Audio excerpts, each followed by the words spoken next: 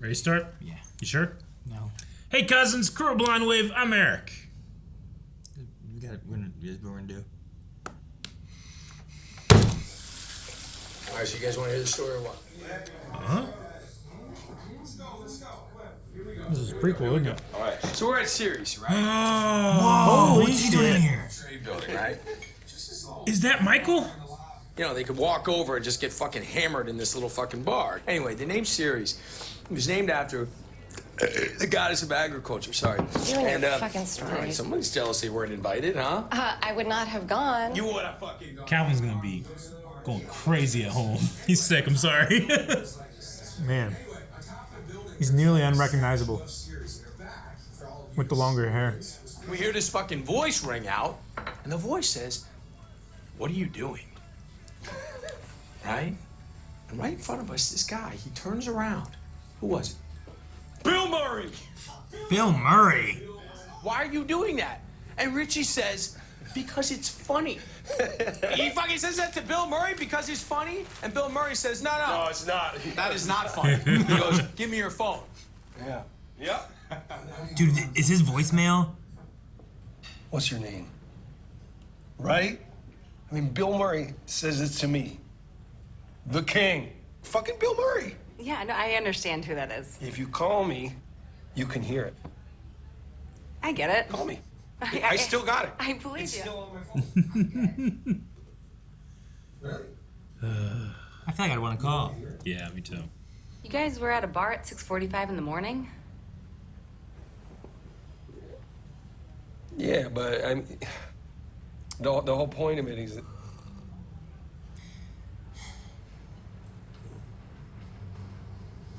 Did Michael like to exaggerate his stories? You think? I don't know. It must be a real story, right? In a But it million could be years, exaggerated, In a million years, I wouldn't have said John Bertha was Michael. That's who that was, right? I think Michael? so, yeah.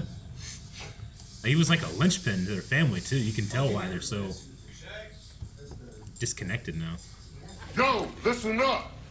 Okay, I just yell like that? Yeah, make it worth it. Take this green tape off before it gets to us. It takes 5 seconds. Because once it's soapy and our fingers are pruned, we can't fuck with this shit. Cool? Yes, chef. Thank you for your time. I don't know why he's thinking of Andre the Giant from Princess Bride. Yeah. I know everybody you used to work for. I called them before hiring you. Why'd you do that? Because your resume is excellent, this place is not. Everybody said you were incredibly smart, you were incredibly talented. They also said you were incredibly impatient, incredibly green.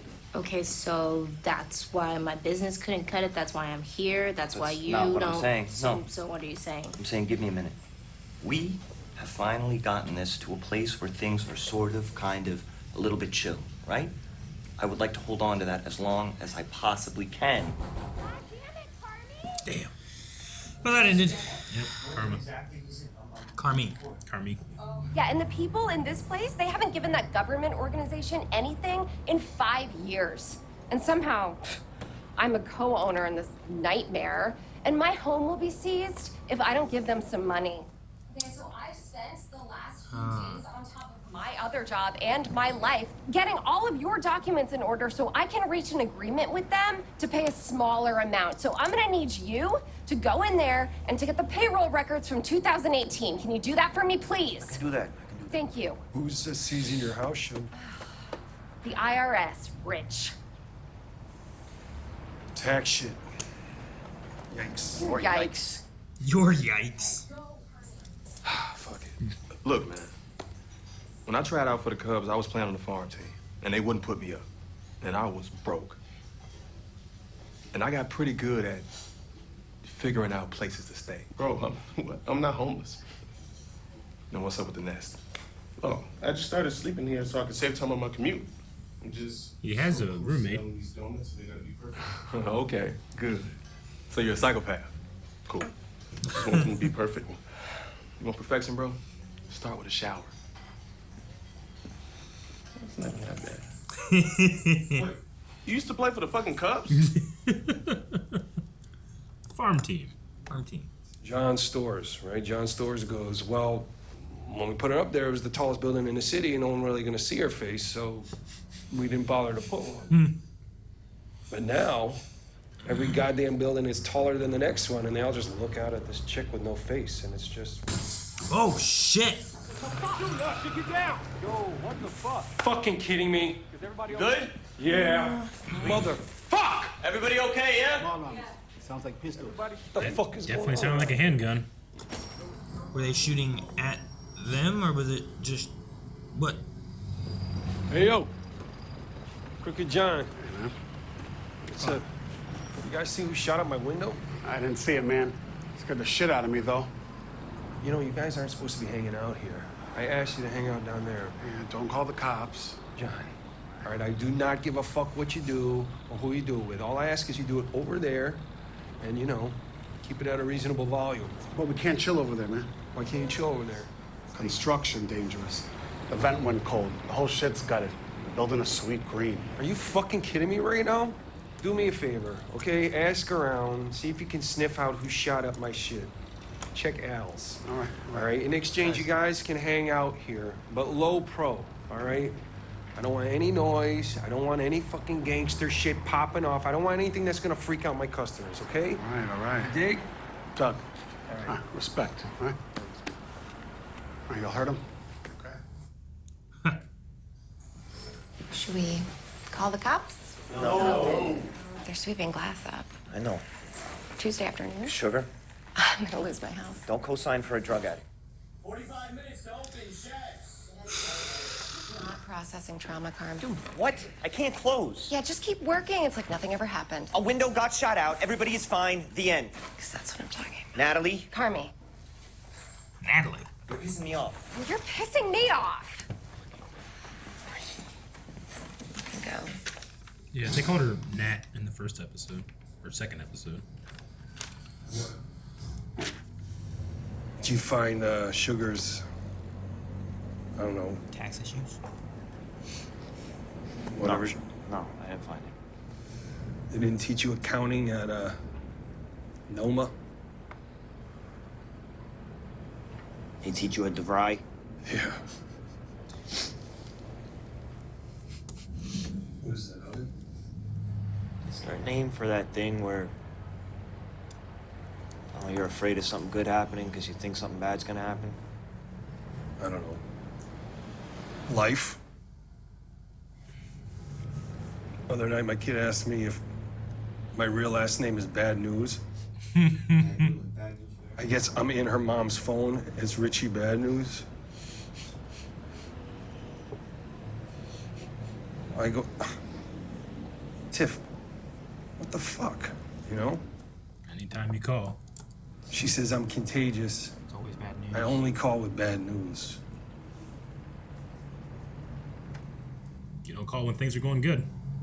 Come on, step lively. Let's go. Oh shit, it's the man with the golden dick. How are you, Tom? Good to see you, bro.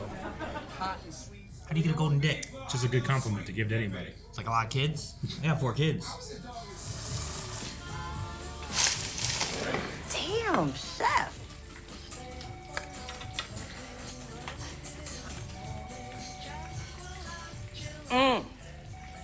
Brava. I like her being nice. Yeah. Thank you, Chef. Chef, you think that might be a good time for you to try this? Yes, thank you for asking. Yes. This one? Yes. Is that the beef and the risotto? Is that what that is? It's tremendous, Chef. Thank you, Chef. Sauce is a little bit tight. Yeah, heard. Thank you. Do you think maybe soon? fire. Thank you. I told you it was great. You actually said tremendous, if you remember. I didn't tell you it was perfect. Well, yeah. I mean, you know, I like it. I think it's great, and I'll definitely loosen up the sauce. Sydney. Just, you know. Chef, it's not ready yet. You understand? Yes, Chef. I understand. Thank you, Chef. Thank you, Chef.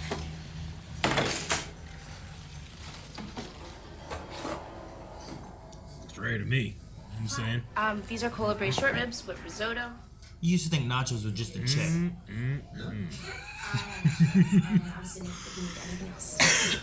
Thank you, Sydney. Have a good day. Right, why'd she give him that?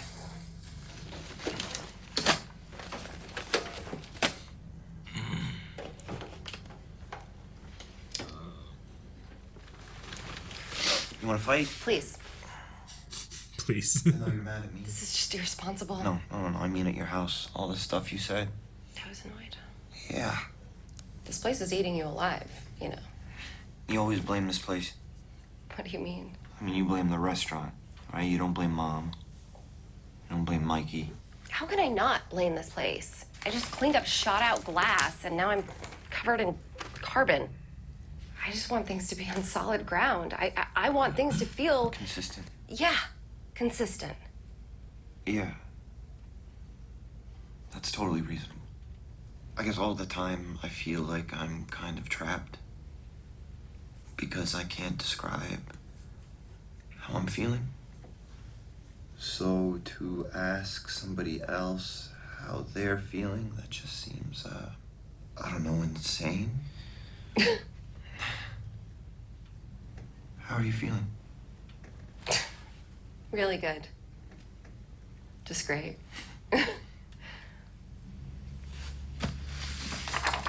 Find it. Karma. Yo, is this it? Yeah. Right? Yeah. Just, sitting in this file labeled shit. Labeled it shit. Shit. Oh, shit! What's he doing? Yo, what's going on with these edges, Chef? Gotta be cleaner than that. Life is shit. Okay, well, you gotta sharpen it. When's the last time you sharpened it? Where's my gun? Any of you motherfuckers take my gun? Do you usually keep it in a pot on the top shelf? What's going on here? This isn't his space. Not your space. Yeah, because you know what? You're the one getting there. Yeah, because you're Cruz blowing cigarettes everywhere. Huh? So what? Time. Lower our voices, please. Thank you. I'm Sydney. Let's start there. I'm Sydney. John. Mr. Carl. Mr. Carl. Okay, Mr. Carl and John. Hello, associates. Good afternoon. I guess he just keeps his gun in a pot somewhere. Take your gun, bro. Shit. Shit. Is it in the shit label?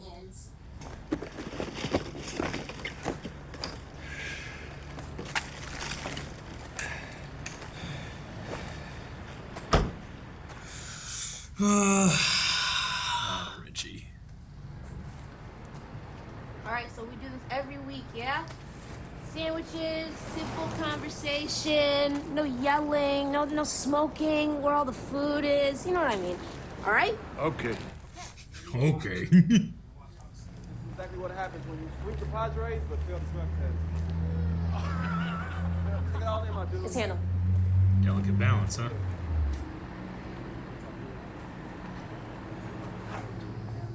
Maybe things are falling apart because they don't change. Yeah, I don't know. I wonder if he's gonna be like, this is the thing I handled, you know? This is the third stoplight, right? Two dogs, two chickens, right? 4 all day, please. He's revving me. Two chickens He's for all revving me. day. He's revving me. No one's listening to him. Huh? Richie! Richie. Just 1 second Richie. here. Yeah, 1 second. Richie, And then now. Yo, can you shut the fuck up for a second? Outside! Outside now. Okay, yeah. Damn it. I'm gonna throw some shit at you. What? You need to get out of here. You are fucking my shit up. You fucking kidding me? I feel like I'm on a different fucking planet right now. My game has improved 300% in 2 months. This place is organized and clean and smooth, and you know how much I love that kid. But this is real and alive. And what? And good. It's good. Dean, Richie's like the last holdout, huh? I don't need this right now. I really don't. I cannot fucking emphasize enough how much I don't fucking need this shit right now. What, more change? Is that the thing? I'm gonna quit. I think he has a lot Quit? of unprocessed grief. Things are just changing too much, I think.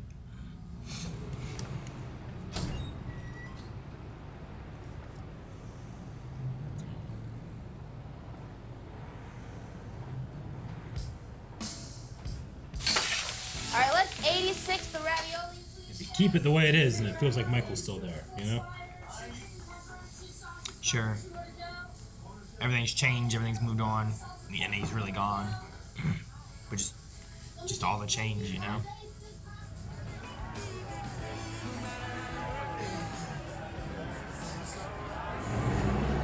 Someone called the cops. Maybe he did. Dude, maybe Richie did.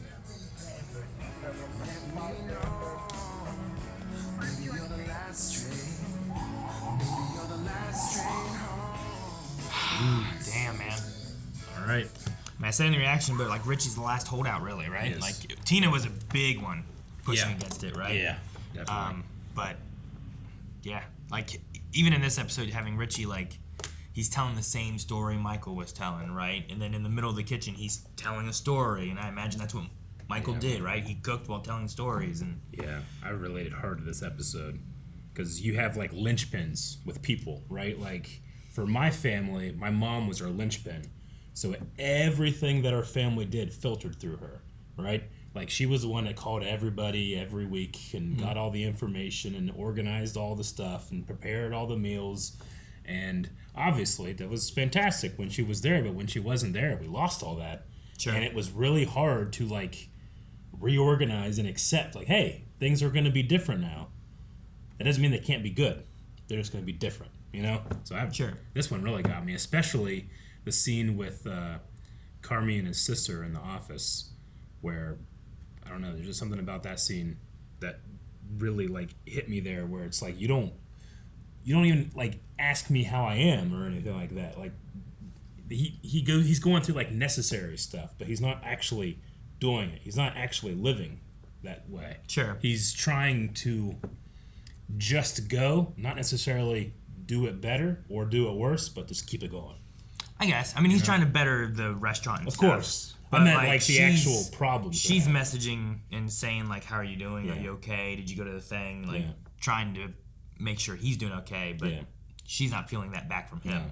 And he's just avoiding it and trying to, I'm going to make this restaurant better, but Yeah. you know, whatever he's going through from the actual Yeah. loss of his brother, he's not facing, right? Right.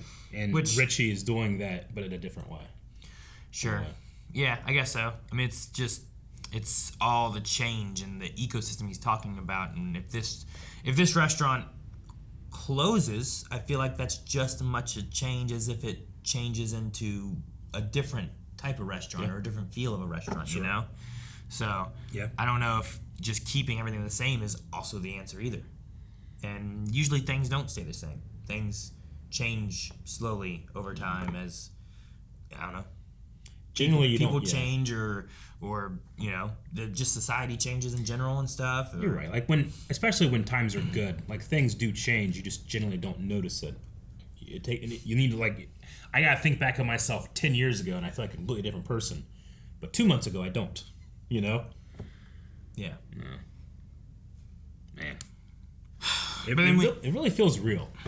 Like the show, like because like there's people act very irrationally sometimes, but it's not so far out of left field that I'm like, well, this doesn't make any sense. It's In fact, not- it not making sense makes it feel more real sometimes. It's not drama written for Yeah. drama's sake kind of feel. It feels like Tina, like when you were like, I hate Tina. Like I hate Richie. So I kind of get what you mean, but also like it felt like finally something clicked to where she's like, it can be better. And like in this episode, like her thing is like I'm 300% better than I was months ago. Like this is great, you know. Like you need to. Where are you gonna go? Like you need to change and stop this bullshit. Yeah. So, like she stood up for Sydney when her and Richie were the biggest ones pushing against her. I think. Yeah, and I think it also has something to do with Sydney being so young too.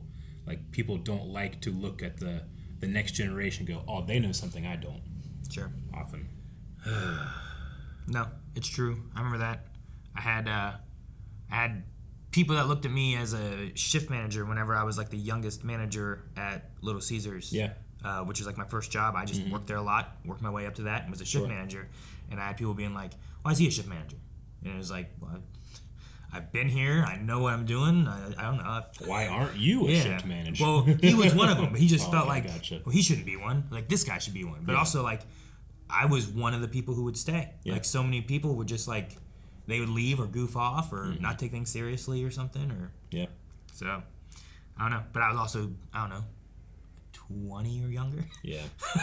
You know, being a shift manager. Yeah. And that guy, I think, was, like, in his 30s. But, like, there was a lot of old people. I'm like, that guy used to be a shift manager, and he should not have been a shift manager, you know? There's a certain kind of person, specifically older guys, that have delivered pizza, and that's what they do. They might change stores and different chain restaurants and stuff, but that's what they can do. They have no desire to do anything else but that. Yeah.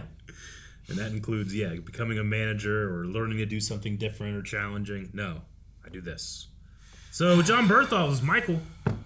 Yeah, I guess. And I mean, we mentioned the micro connection with Richie's actor before, but I didn't even think about it in that moment. I was just so shocked.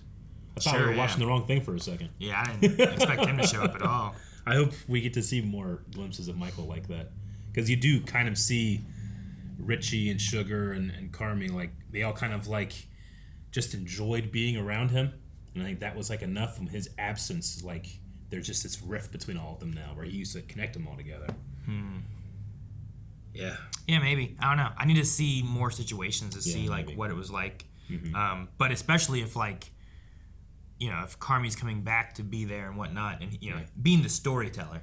Lots of times, like, that's someone was like, this is the guy who's kind of pulling things together. Or maybe he was making things happen with, like, the Richie story where the Bill Murray thing was there. Like I don't necessarily feel like maybe it was exaggerated. It could have been. No, it might not be. It's just, at the very least, Richie, he was, like, playing, like, second fiddle to Michael's story. Like, he would, like, come in and throw in this line here to make it a little bit better. But now that he has to do it all himself, it, like, breaks down. It's different, right? The whole feeling of everything it just feels different than what it used to be, and he doesn't want that. So he stands there telling Tina, who's the only chef still listening to the story, and she's not even really listening to the story. She's trying to hear Sydney respond to her. Yeah. And it was like, I'm rocking here. Can you let me be? I'm going. Yeah. That's not the guy who I want to have a hidden gun somewhere in a pot. Well, and even the thing that he takes care of, I feel like, is that situation on the street. Sure. Sydney came out, de-escalated, and, you know, handled. And he's trying to keep that ecosystem, and that's what his job is. And that's why I feel like after that conversation, it's like, where are you going to go? What are you going to do? It's like, well, I'll call the cops. Yeah. I think you're right. I think that's what happened. I don't think anyone else inside did. What exactly was going on out there? I imagine that they sell on the street, and there's like a territory thing? There's a thing, it's like, no, we're selling here. No, we're selling here. And yeah, they were just arguing over that. So the gunshots may have been something else. I mean, those guys down there were like, I don't know. But yeah, okay. I mean, they also keep mentioning that Michael wasn't, it said here, like, co-signing with a drug addict. And then they found Michael's bottle. Sure. And we still don't really know the Nico stuff. We don't. Like, what that connection was. And there's also that hidden letter that hasn't been found either. Because Richie said that Nico wasn't involved with the coke stuff, That's what he said. It had nothing to do with that. But yeah, and then there is him trying to cover for his friend, too. I don't know. Yeah. I wonder if we'll get the letter this season. I don't know. Or what. I don't know. Also, if Richie does kind of start changing and stuff, maybe he will just give that to Michael. Or to Cameron. Maybe. I did want to hear that Bill Murray voicemail. Yeah, I know. And it also makes sense because they, like I said last episode, they had a Groundhog Day and a Ghostbusters poster up in the restaurant beside each other. Yeah, they must be a Bill Murray fan. Yeah. I don't know. And then Sydney's working on a dish that she wants, and he said it's not ready yet, but he also was talking about how he talked to, like, all of her previous employers or something, right? And they all said that she's really good, but she's impatient. Also impatient and green. So it's mean, he didn't specifically. I mean, he talked about the sauce, but he's not saying what's wrong with it. Just that it's not ready yet. Like, to me, almost implying, like, yeah, this is good, but and I don't know what it is. You could make it better. Is that the idea? Like, it could be better.